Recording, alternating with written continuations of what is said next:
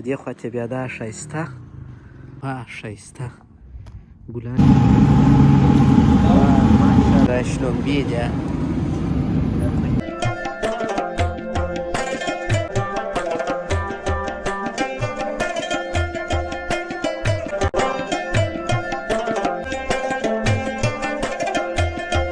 سبزیجات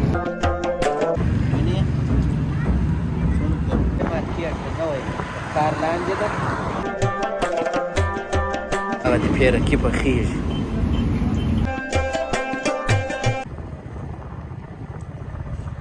السلام علیکم ګرانو دوستانو، هیله مند یم چې تاسو ټول به جوړ او روغ یاست او د ژوند شپې او ورځې به مو په خیر وي.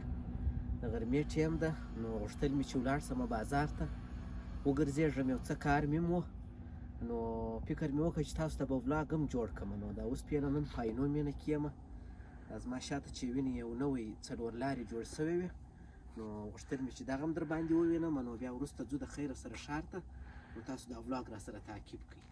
کوڅه مې پاینو مینه کې بیخي خوښېږي، ډېره لوکس ګلانو شانې کې کرلي دي او دې خوا ته بیا دا ښایسته څلی ده، مخامخ کوڅه یې لا د غونه نه ده فعال. څونه صفا ښایسته ګلان یې کرلي دي، یو رقم درختې ټولې شام پر ګرځي.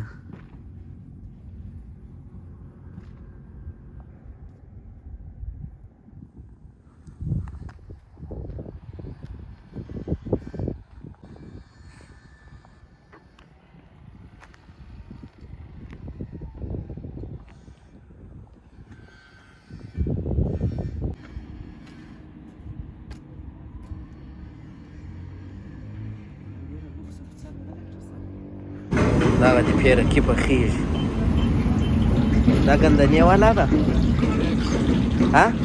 ما خو یو ګندنې والا غوښته، یو پټاټې والا. صحیح ده پهلوانه؟ دا عمومي زیاته لوکس پیرکي دی.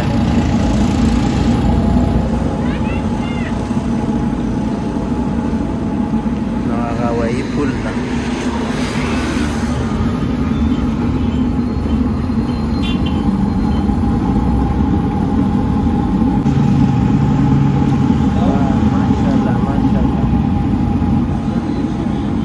دا شلومبې دي، دا کنجي ده، دا شلومبې، دا سرکه ده.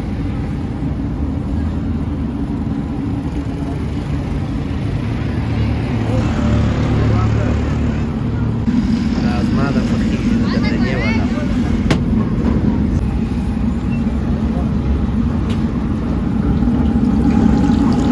د ډاکټر صاحب پیرکۍ اماده شو، زما د لانه ده اماده.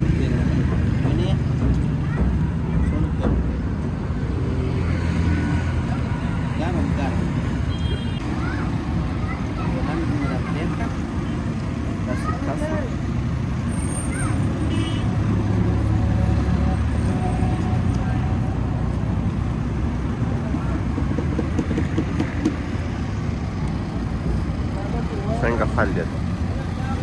بیخي ډېر تازه ښایسته. ما ته پیرکي ستا پیرکۍ یو څه غټه وه، یا ستا دا چورس خو دا اوږد کړی ده. چم را سره ونه کړې په نور دې نه نشته. دا تر هغو خورا نور به راغی.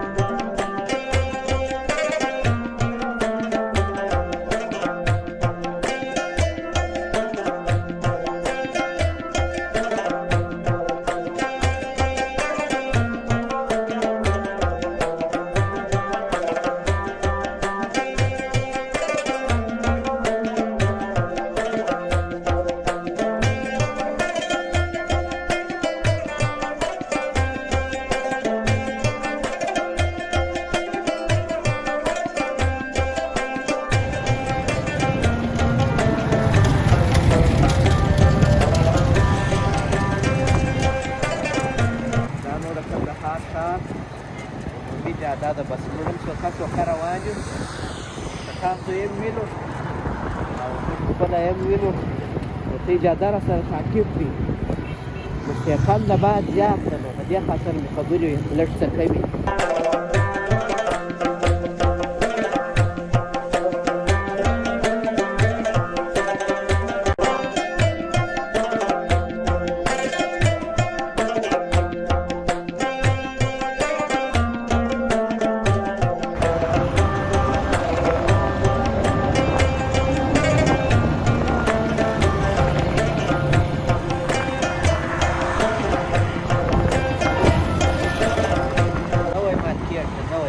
کار لاندې ده جوړ شي د خیر سره ښه ښایسته کاشي جوړ کړې ده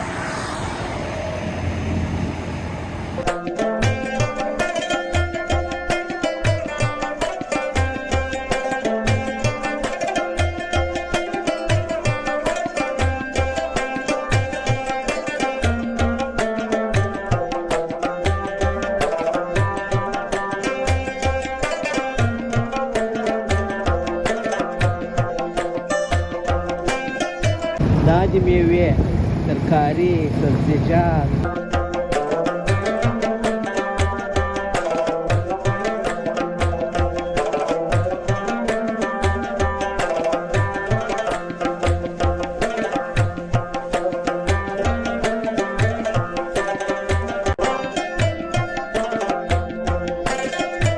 دا د اینو مین چې بس راورسېدو په خیر دا د ښار ځینې برخې مو ولیدلې او پیرکۍ خو نو هغه پیرکۍ و چې ډېر ښایسته خوند یې ورکوي ارزانه خوندور اقتصادي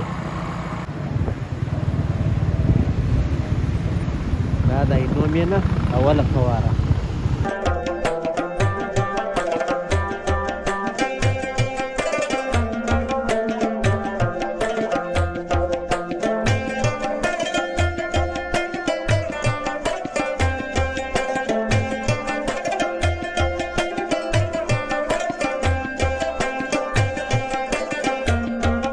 مسجد د کښتۍ شکل یې ورکړی ده خاص کښتۍ ماډل یې جوړ کړی ده چې یې زه ووینم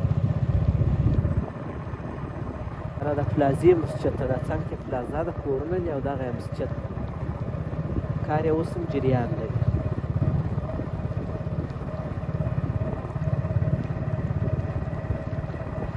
دا تا لیدلی و ډاکټر صاحب تا نه و لیدلی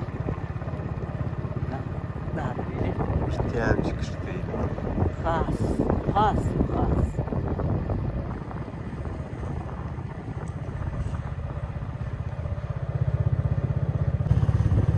دغه یې دا مخ ته د کشتۍ نو کاټه کشتۍ مو مخامخ بیخي لیدلې ده بس دا اوس زموږ د نن ورځې یو ولاګ په کندهار ښار کې او د اینو مینې ځینې برخې د ښار ځینې برخې نو تر یو بل ولاګه د خدای په امان ښه وخت بای بای